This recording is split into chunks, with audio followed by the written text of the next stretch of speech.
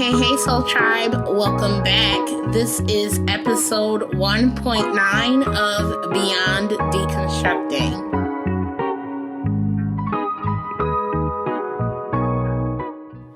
I'm your host, T Jamaica Pogue, affectionately known as Deconstructing Neuro. And on today's episode, I have the artist that you are hearing right now in the intro, T.R. Sun, the creator of the autism hit, Stemming. And I was very, very surprised and intrigued by the direction of this conversation. As you guys are aware by now, if you have been with me from the beginning, or if you have had the opportunity to listen to the stories from some of my previous guests, you know that my goal, or one of my goals with this podcast, is to highlight the wide variety of experiences of autistic people. And that's not just how our quirks are different, but really the different kinds of journeys we go through to ultimately all get to the same point of understanding that we are autistic. And in this conversation, you guys will see even more so how intersectionality plays a role in autism, especially when it comes to race. And so I don't want to give too much away, but as an introduction, this conversation, it gets a little heavy and a little somber, but it's much needed, and it's raw and it's real. And I very much appreciate it. So without further ado, I'm going to flip it over to my time with TR.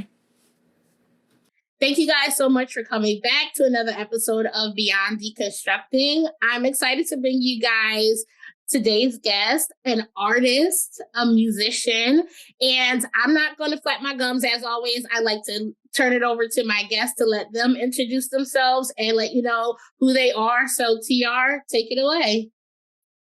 Thank you. My name's TR Sun. A music artist, producer, songwriter. I don't know, I do a couple other random things, but I'm autistic and non-binary, and happen to be here. I don't know. Awesome. Well, I found you, like many of the people that I've interviewed so far, on TikTok. I feel like that's like the biggest community for the autism folks to be able to connect. And I first came across you because of your track Stemming.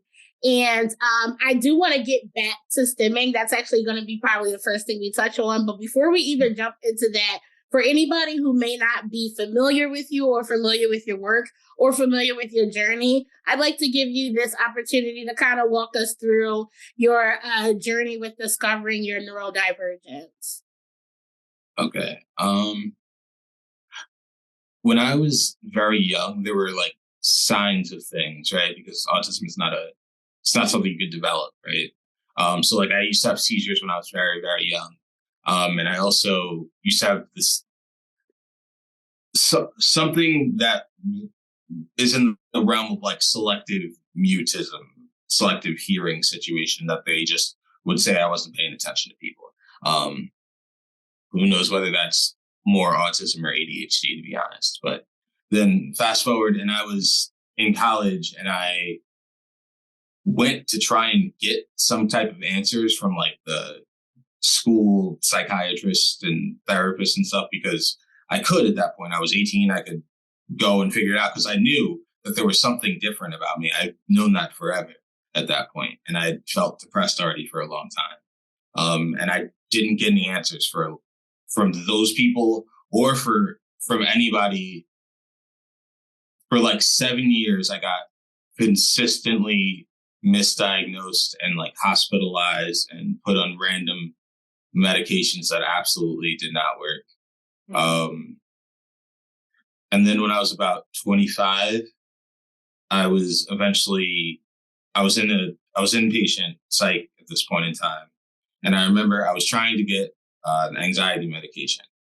For anyone who has never been in an inpatient psych facility, you can't do anything by yourself. Like I take different medications. I have been on and off random different psych medications for a very long time at this point. and I take them myself, and I remember to take my medications because I can just do that. I'm whatever. They don't let you do that in patient psych. You have to go to them and ask. But some medications are as needed, like an anxiety medicine. So I was like, I need this right now. And they were not giving it to me. And like time passed. And like in the middle of having like a panic attack, or what probably was really like an autistic meltdown, I'm not fully understanding what's going on. I'm trying to not freak out at them, right? So I sat down on the ground, but these nurses, in the most racist way possible, turned me into a threat from sitting on the ground like 5 foot below. It was a really tall desk.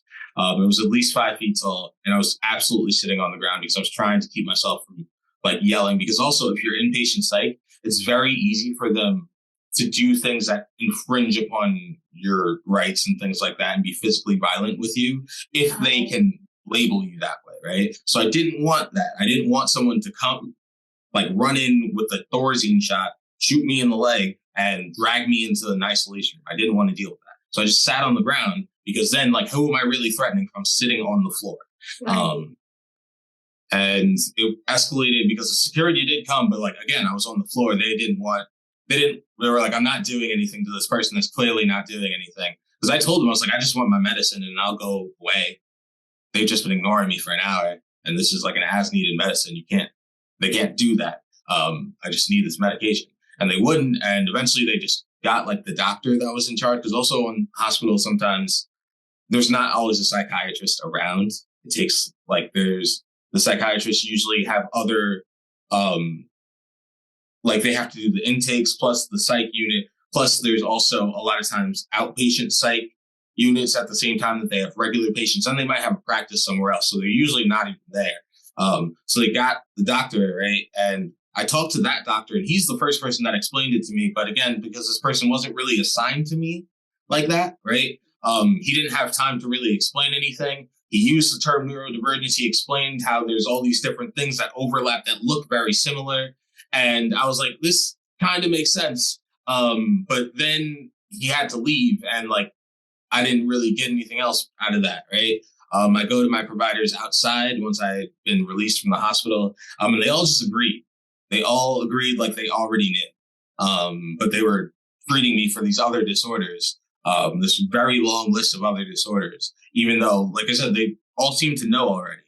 But the thing that threw me and them off at that point, even having this like pseudo confirmation that I was autistic, I was already in graduate school, and from their perspective and mine at that point, I didn't know what being autistic would have to do with me like that. Like I could be like, I didn't get that there were things that I could do to make my life easier by just simply knowing the fact that I'm autistic and how that changes the way my brain perceives the world around me.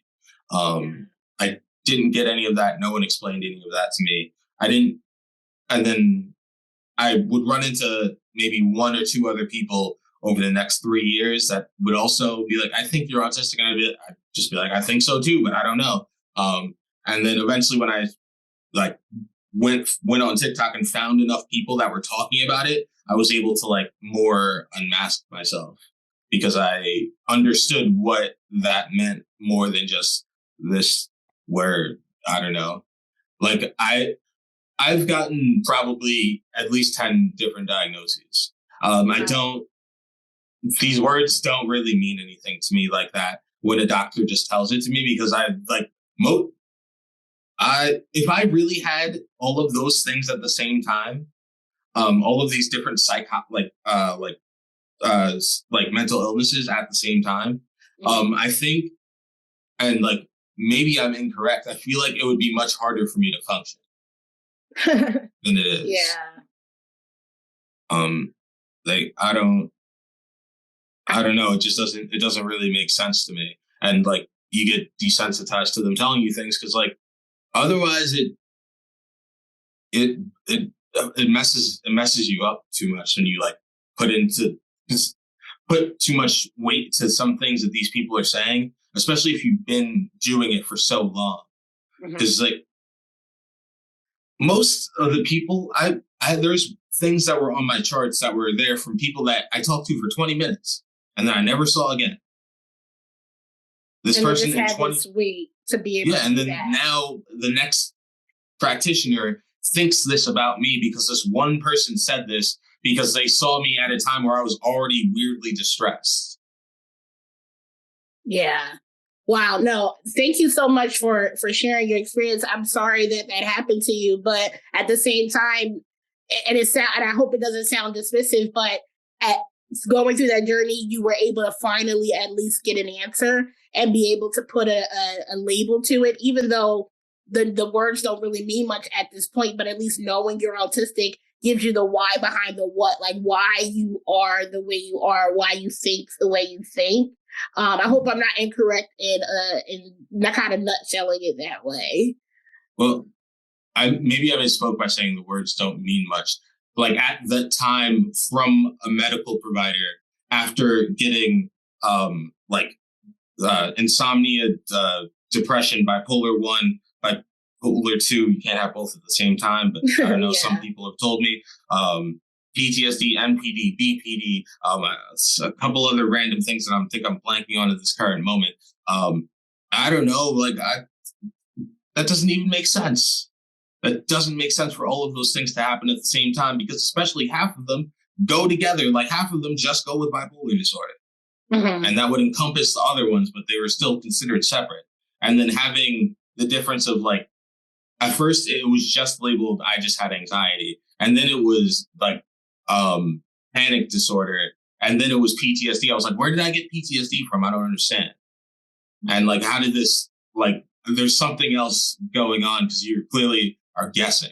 And that's what it felt like. They were just guessing. And that's why the words at that point in time didn't mean anything. Now that I understand what things are, like, yes, there is meaning behind the things because it helps me know what I need to do and what I need to not do, essentially, to make my life a little easier.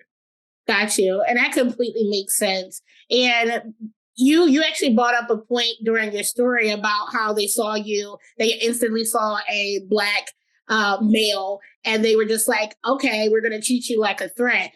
How much do you feel like intersectionality has played a role in how autism presents in you, and then also how other people have treated you regarding your autism, or what they saw before they knew it was autism?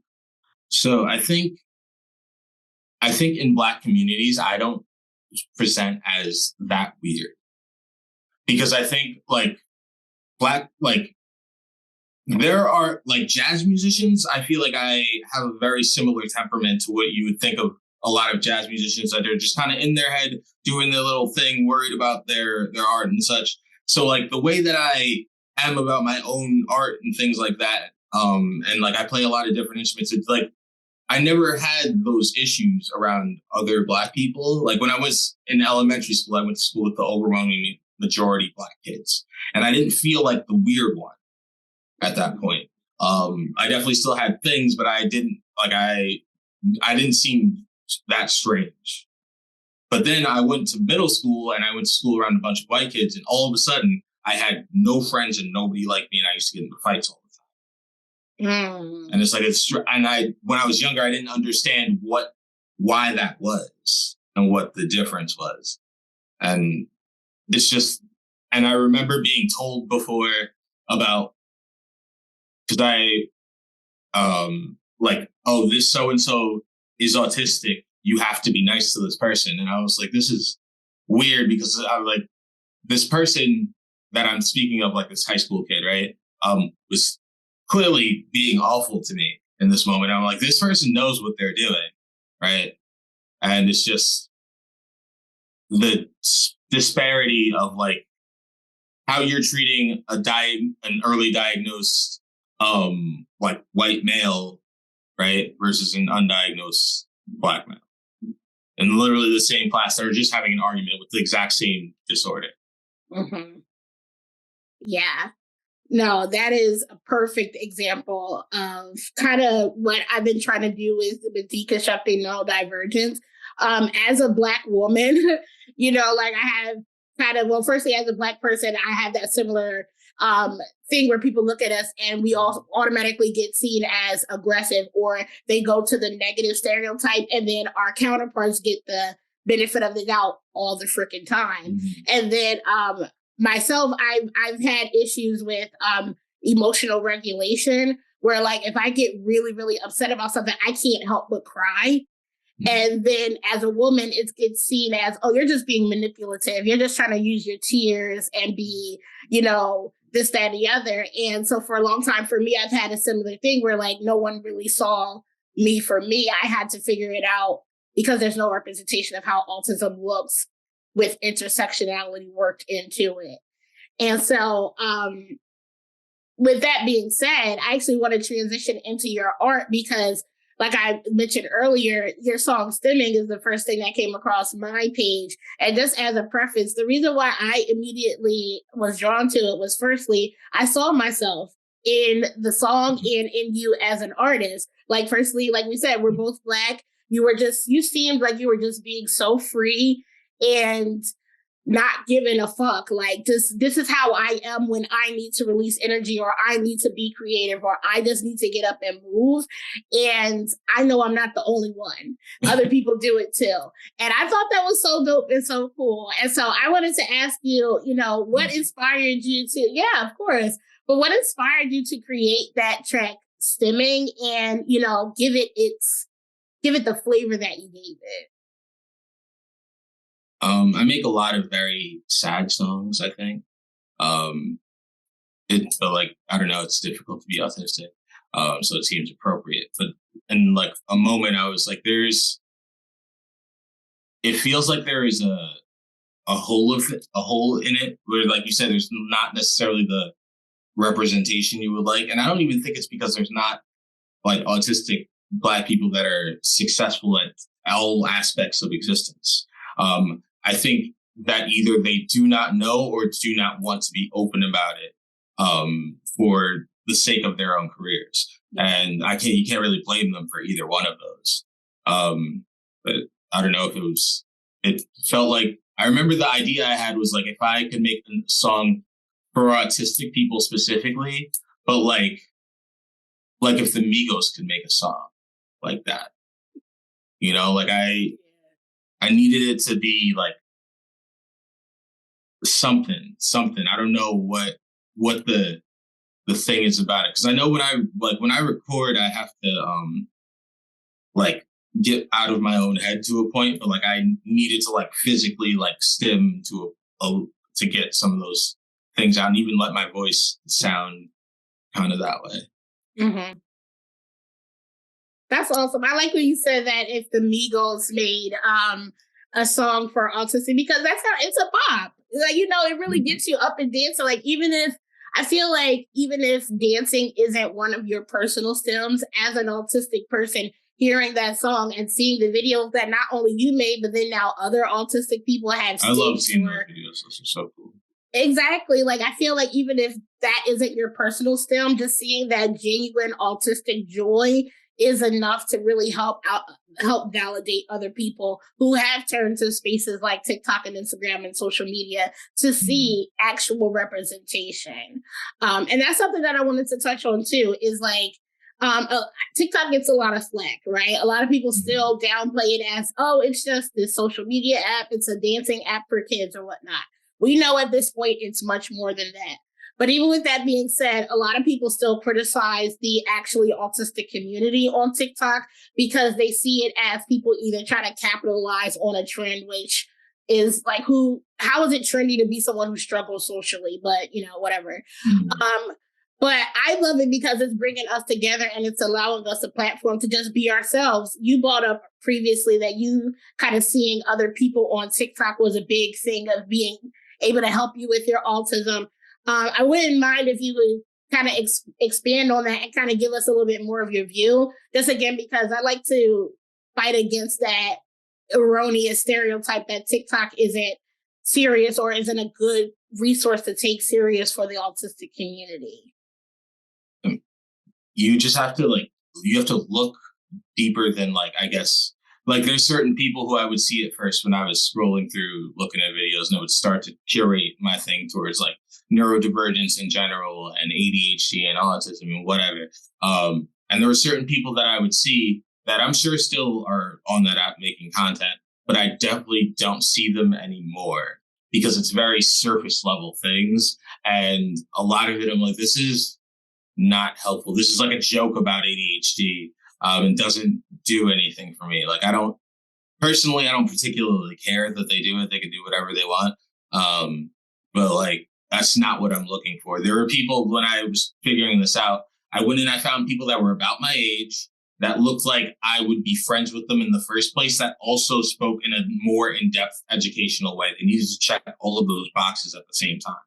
Mm-hmm. Because if I don't think I would be like friends with you, based on like your age or whatever the things are, right? Like it makes it harder for me to relate to you, and it's going to make it harder for me to listen to you. So I need to do that, right? And then I also need to you need to know what you're talking about, and you need to make more than like the 5-second I'm following the trend to get the followers videos to explain something to me, because I don't know and I'm trying to learn it. But those people are absolutely out there. They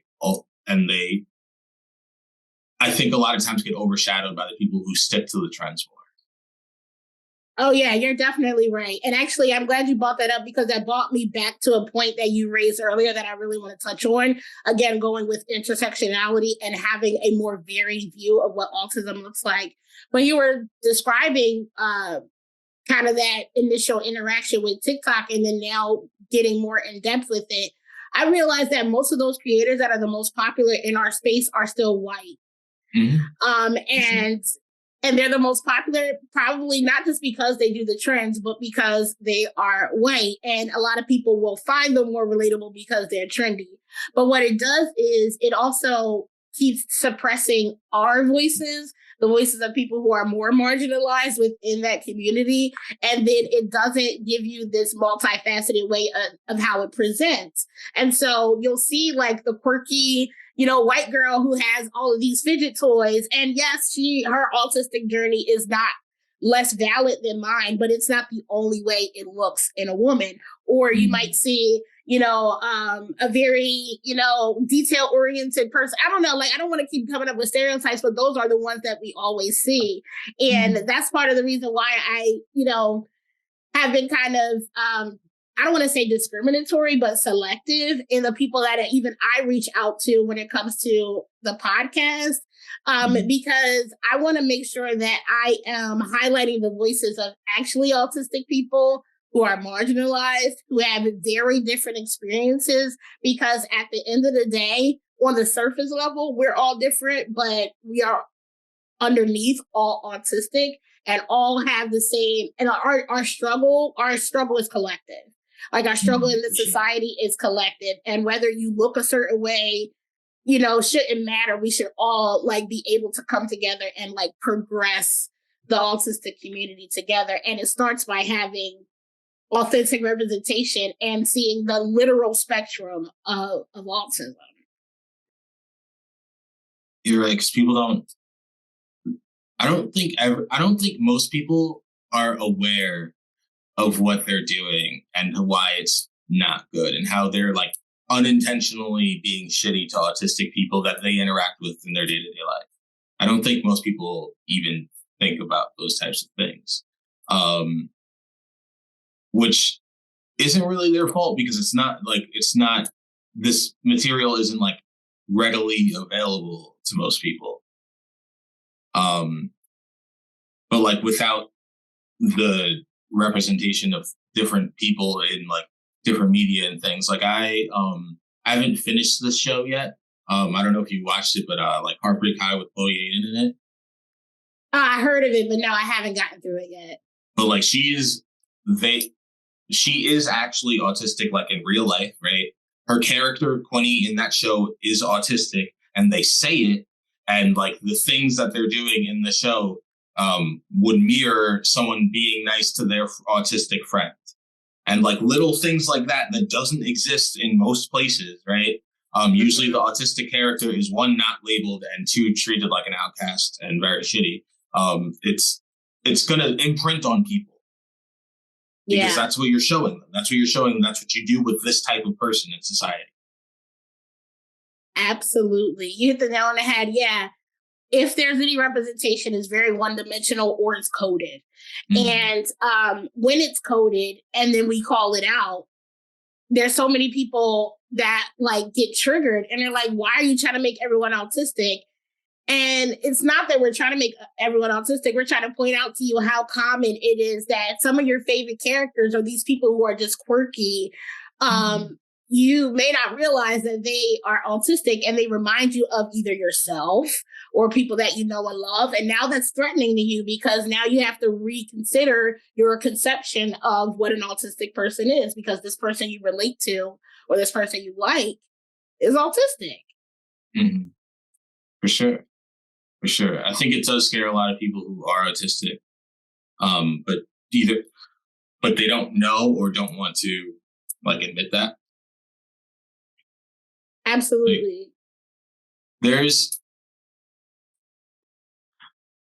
people do things like autistic people will do things to hide their autism in society, and like that's called masking, right? Whatever. But masking is not like just what you do when you're having a conversation with somebody, or it's not just faking eye contact. Like masking for me is even in the fact that like my special interest of music means that if I'm like, let's say I'm recording a session, right? And I have these random people that I don't know, these artists that paid me money to record with me in the studio. I'm not good at like the small talk conversations pretty much about anything. I can talk to them about music stuff, but a lot of times the artists don't know a lot of the technical things that I'm currently trying to do to make their song sound good. So I just mix their song while they're standing there, because that is an acceptable thing to do in my like little position, but it also hides the fact that I don't know how to have this conversation right now. Yeah. And like, there's so many, like, it's more complicated than, again, just like making eye contact or something like that. Absolutely. And oh my goodness, I'm so glad you brought this back up, because I really wish that I was better at like remembering things on the spot. But when you were talking about your experience when you were younger and how there was like a young white boy who was diagnosed and you and him had an interaction and how you guys were treated differently, I wanted to bring that back around to like basically like how we are forced to mask as not just autistic people, but as Black people, because you had a very perfect example of how when you were younger and you were around other Black people, you weren't the weird kid. In that context, within our culture, you weren't an outsider. But as soon as you went to the predominant culture, where you were surrounded by white people, all of a sudden you were the outsider and you were in trouble all the time. And you probably had to start masking parts of just who you were as a person to not be in trouble. Am I right? No, for sure. For sure. Like, it's not weird for me as a Black person to just want to make beats. I don't know. There's Black people that have made beats that are like revered as so good. Like, the world lost their minds that Dr. Dre did the Super Bowl and played that part of that Tupac song. Mm-hmm. Right? He played piano for 14 seconds and the world lost their minds. Like, it's okay for me as a Black person to be like, oh, I just want to make beats and make music and care about these types of things. I don't know that once I'm removed from that, it's still going to be seen the same. I know it wasn't, at least for a time. Yeah. Do you think it's because our actions get interpreted through a lens of already there's these assumptions made about us and we have to like prove that we're not that way, as opposed to being given a blank slate like our counterparts do? Yes, for sure. There's a lot of things, even decisions that I've made of like music, types of music I was making and things. I don't feel this way about myself or the music I'm making anymore.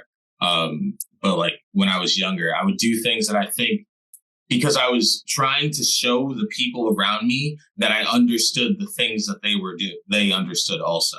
Because there's a lot of, within music, there's like a lot of elitism, right? And it's really just like thinly veiled racism and classism, where like playing an instrument is, oh, you can do this thing, right? Anybody could rap, anybody could sing, anybody could do whatever, but you could play an instrument. The thing is, instruments cost money, and music lessons are expensive.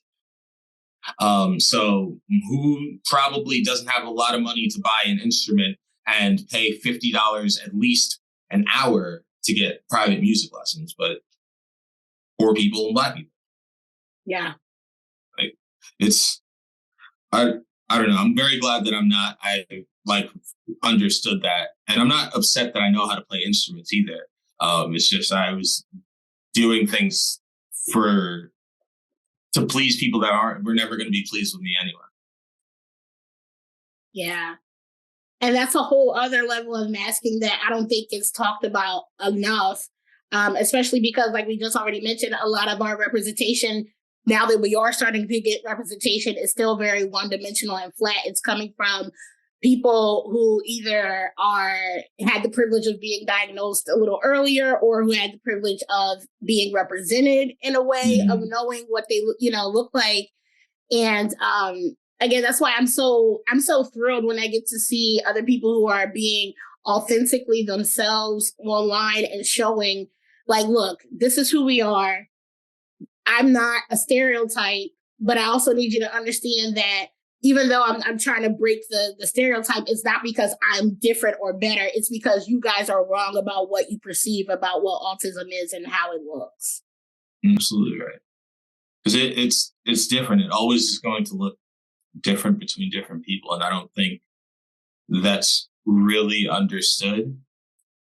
Because also that, again, implies to a lot of people that it could be them also, or someone that they like really genuinely care about, or someone that they think is smart, or whatever the thing is. And it's like, you just got to let go of those types of beliefs. I don't know. Like because like I am aware that there's levels, right, of autism. Like I would be considered level 1, and there's like 2 and 3 or whatever, right? And I don't know which level my brother is. I'm pretty sure he would be considered level 3, because he's non-speaking and has to live in a facility thing. I don't know what it's like really called like that. With like him and a bunch of other people. He's been with the same people for like super, super long at this point. And they just like live in this little residence, and there's people that like take care of him and that, or whatever. I guess it's paid for by like the insurance or the state or something. I don't know. But the thing with my brother specifically is that, like you heard of like double empathy theory, right? My brother is blind also, and also has other different neurodevelopmental disabilities, right? On top of the autism and intellectual disabilities. For some reason, he has always known who I am. He doesn't like most people. He doesn't let most people touch him. He doesn't want most people sitting next to him. There's like 5 people he was ever okay with that, from what I could tell. And I was always one of those people, but he's so much older than me. Like my brother was 25 when I was born, I think. Okay. So like he met me, I was a baby, and like, but still, like I haven't seen him in a couple of years, and it's still, I was with him the whole time, and I was at my grandma's funeral. And he was okay with me and wasn't okay with anyone else. And it's like I don't know why, right? I don't really fully understand, because my brother does not speak in a way that I understand, right? But I know he's understanding what I'm saying, and I don't really know why I can kind of read him like that, but I can. And it just is this something about autistic people's brains, I believe, that where it just works in this specific kind of way. And I don't even know how to fully describe it, but like once you see it fully, you'll like, it's like once I saw it in myself, I could see it everywhere, and I could pick it out all the time in all types of different people and all types of interactions. Mm-hmm. Yeah, I think it's that pattern recognition. Yeah, sure. That is very common amongst us.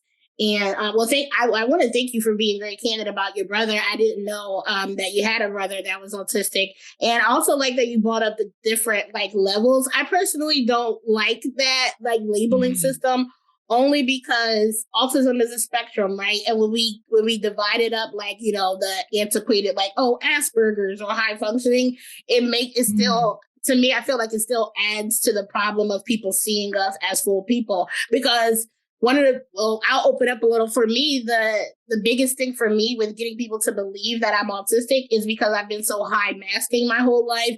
I've held a job, I've gotten promotions, I make friends, I make eye contact, but people don't realize how much energy it takes for me to do that. So just because I have forced myself to do that through masking doesn't mean that I'm a high functioning person all the time. I can't make the phone call to my doctor sometime to like make an appointment. I need to make a dentist appointment for like the last 2 weeks that I haven't done. But then, like, I'll turn around and write a 10-page paper in 5 minutes, or not 5 minutes, in 5 hours or whatnot. And it's like, oh, well, you can do this. Why can't you do this? Because it's a spectrum. And every day is different. Some days I have a great executive function, and some days I can't do anything other than get up and go to the bathroom. You know what I mean? And I feel like once we understand the full picture and how it varies and it looks different in different people and from day to day, I feel like that will help us a bit more with understanding, like, because like you just said, once you saw it in yourself, you were able to see it in other people, irregardless of their like level of needs. Because it's all, at the end of the day, we're still autistic. It's just, like, I understand that I'm useful to people for certain reasons, right?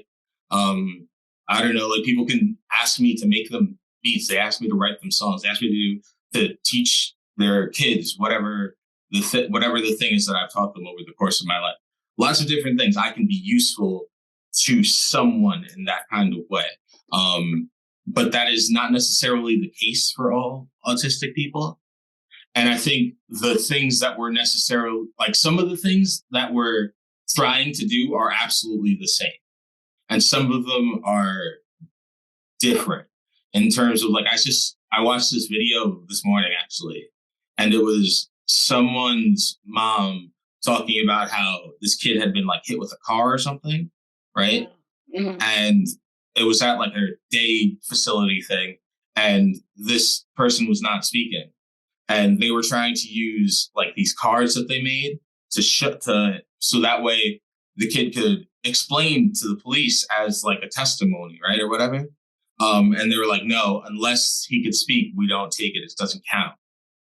And it's like, I think things like that is where it's like a little bit different of what our immediate needs are, on where the levels would be different. But I don't think, from an outside perspective, I think it's still hitting us the same. It's just affecting us slightly differently. Because if you got hit with the car, you could tell them, right? Right. And, like, you don't, like, even though I sometimes will use an app on my phone, like an AAC app, or I'll just text people and I won't talk out loud, I can force it whenever I want to. I can. Sometimes it's messy, and I'll, like, I'll be like fully freaking out and, like, crying and shaking and all types of shit. But I can force the speech out if I want to. Everyone can't do that. And it's just things like that I think would be the difference. And that's why I would say, like, I don't know, I don't want to be the light skins of autism, where, like, we get Zendaya and Spider-Man and think that everything's cool. Like, it's not quite that simple. No, exactly. But no, that's actually a great point. And it kind of supports what I was saying, because in your example, the person who is nonverbal and can't speak is automatically given less of they're not seen as credible as someone who can speak. But at the end of the day, just because their autism affects them in a different way, or they have a comorbid thing that, intellectual or developmental disorder that causes them to not be able to speak, doesn't mean that they aren't just as valid as someone who can speak or someone who is useful to other people. And that's the thing that I'm trying to get across, is that we're all one. Yes, I could, and for a long time have skated by barely as someone who is, neurotypical enough to pass and be super useful to people. But does that mean that I have more value than somebody who's never spoken a word in their life, but could have this incredible inner world that if you got to know them and they were comfortable enough around you to open up, that you would see that this person has so much beauty in them that no one took the time to recognize or see, because they just automatically wrote them off because of this false assumption of what they're capable of or who they are, That's Yeah. kind of what I see. No. I think if people stopped buying into the thought that we need to do a thing, like you must contribute to society or you don't belong in society type deals. Like if you were given guaranteed food and a place to live, no one would think that way. Yeah. Because like what would you really be concerned about like that? The extra things that you're choosing to do for yourself, that doesn't even make any sense. You wouldn't care about that person in that specific kind of way. You wouldn't think that you need them to give you tax dollars that aren't really going to you anyway. So that way you could not have potholes in your street that are still going to be there anyway. Like they're attaching everything to the wrong stuff. Yeah, absolutely. That's a good conversation as well, that internalized capitalism and how capitalism and ableism are best friends. Yeah. All the isms are stemmed from the capitalism. Really. Yeah. And all of those are the granddaughter of white supremacy. Yes. Absolutely. That's something that I kind of wanted to start touching on a little bit more. I've been tiptoeing around it for a little while and hinting at it, but I really want to call a spade a spade. And every ism stems from white supremacy and the whole idea of perfectionism. And that's why to this day, like going back to the example, you went from being around predominantly Black people to being predominantly white people or more mainstream. And you saw immediately how you not changing, but your environment changing was the difference between you being able to thrive and then fighting to survive in an environment that inherently does not want you there, or is designed specifically to weed out people who don't fit the mold. And that's what we're facing as a whole in this society. Like, why do we have to continue to like justify our existence or our right to exist? Because we don't inherently feed this system that all it does is perpetuate itself and help less than 1% and harm the rest of us. True. I don't know. I would like to leave, to be honest with you. That is my current plan. To leave this whole, I'm going to go. So I don't know where I'm going to go yet. I haven't figured that out. But I don't know. This is, it's going to take two things. I'm going to have to get bored of LA where I live now, which I'm not quite bored of it yet. And also I just need to make like $2,000-ish, like without having to do another thing, right? Like off the internet. So that way, wherever I'm going, I don't have to like get a job and deal with like whatever the things are there. It's because I've already dealt with this. And $2,000 in a different country is more than enough to live off of comfortably. It's not here. Absolutely. I feel you on that. Like, personally, I want to leave as well. I don't know exactly where yet either. I'm actually traveling most of next month. I'm leaving my apartment, moving out of my apartment at the end of this month, going and traveling for about 3 weeks, and then coming back and figuring things out. And I feel very much the same way. I know that white supremacy has touched almost every corner of this earth, so it's not like I can outrun it. But I do feel like there's a particular level of sickness in our American culture that makes it even less possible for neurodiverse people, especially once you add more intersections, being Black, being queer, being being a woman or being other disabled onto it, that just like really makes it difficult for us to be able to live. Like you said earlier, we don't even have our basic needs met. Like if you don't have a job, you usually don't have health insurance. Yeah. And if you do have health insurance, it's like shitty health insurance where you can't do anything or you got all these out-of-pocket expenses. If you don't have a job, you don't have good housing usually. There's so many things that are our basic needs that are tied to how much of ourselves we sell to other people. And I'm over it. Absolutely. I just don't want to do it. When I used to live on the East Coast, after I moved out here, I didn't have a regular job. I did Lyft for a while. And being able to stop and like just do nothing for like an hour or two and then go back to work. Cause like if I didn't drive, I would not have the money to pay my bills. Right. So I still had to do the same amount of work essentially, but I could stop and take a break when I needed to. That made the whole world of difference to the point of like, now I cannot and do not go apply to jobs where I need to like check in with somebody every day and be in a spot because I know it's not going to work. It didn't work before. It was ruining my whole existence. Yeah.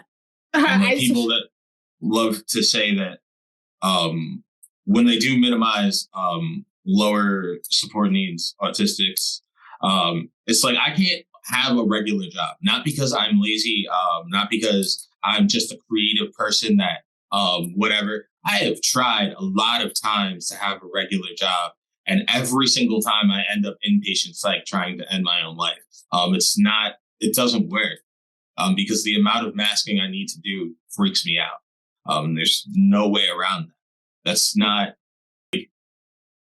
the minimizing of what they do to us is like, it doesn't make any sense. Like just because I'm good at one thing doesn't mean everything is easy. Absolutely. Oh my goodness. So on point. I can talk about that for forever, but I'm not going to because we're going to wrap it up here. But, okay. But wow. Yeah. I don't even want to go into the next thought because I feel like I could probably go on and on and on and on.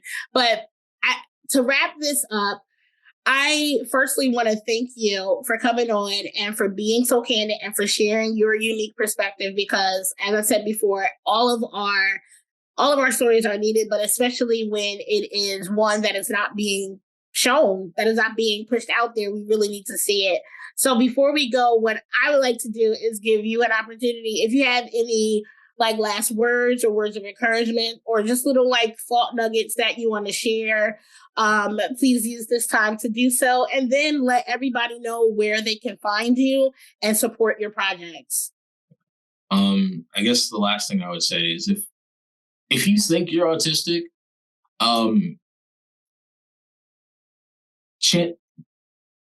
even if you're not right, the little things that you would do to like accommodate yourself, don't hurt anyone. I have these weird colored lights in my room, that doesn't bother anyone. It wouldn't matter if I was actually autistic or not. My room just has these weird colored lights. This whole time I've been on this call, I've been flipping this little cube in my hands. Again, doesn't hurt anyone to buy this little thing. I don't know. I think it was like $10, $20 something. Go accommodate yourself, even if you don't know, because also if you think you're autistic, chances are it's not autistic or nothing. It might not be autism. It might be like some combination of like PTSD or ADHD or OCD or things. There's a lot of things that have overlapping traits with autism. But like, it's probably not nothing. So the little accommodations that you will give to yourself in that discovery and journey will drastically help your life and improve your life, even if you never fully understand what the thing is. Because the word is less important than like accommodating yourself, and the label is less important than accommodating yourself. I'm on TikTok and Instagram at TR Son the Terminator. And I'm on Apple Music, Spotify, all of those places that you listen to music. TR Son. I have a new project, Terminator 2. It's all about being autistic. That's where the track Stimming is. I think that's about it. And I have another song coming out on the 31st. I have no idea when this is going to be on the internet, but on January 31st, I have another song that's going to come out. Awesome. Well, I'm looking forward to it. This will be out before the 31st. So if you listen to this, you guys, on the day that it comes out, make sure that you follow, or even if it's after the 31st, that means it's already ready and you guys can go and listen to it and support it. TR, thank you so much for coming on. I really enjoyed this. And thank you. Yeah, of course. And I'm going to make sure that I leave links in the description for you guys so you can check out their work. And thank you guys again for stopping by and spending a little time with me today on another episode of Beyond Deconstructing. I want to thank you guys once again for stopping by and spending a little bit of time with me today. Again, I hope you enjoyed this very candid conversation with TR Sun. And again, if you would like to hear more of his music, make sure you check out his socials. I'm leaving links in the description wherever you're watching or listening to this. And make sure you come back next week for another episode of Beyond Deconstructing. Peace and love always.